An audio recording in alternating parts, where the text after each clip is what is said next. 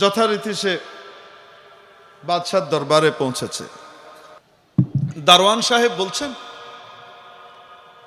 যে বাদশাহ নামদার তো এখানে নাই, এখন দরবারে নাই, কোথায় আছেন?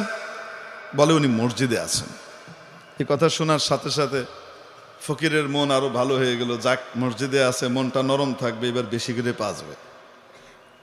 তো মসজিদে যে দেখে জনশূন্য মসজিদ এবং মসজিদের এক কোণাতে বাদশাহ একা একা এভাবে দুই হাত উঠিয়ে যার হয়ে কাঁদছেন, কাকুতি মিনতি করে আল্লাহর কাছে দোয়া করছেন, নিজের জন্য, গোটা দেশের জন্য, জাতির জন্য সুখ সমৃদ্ধি চেয়ে নিচ্ছেন।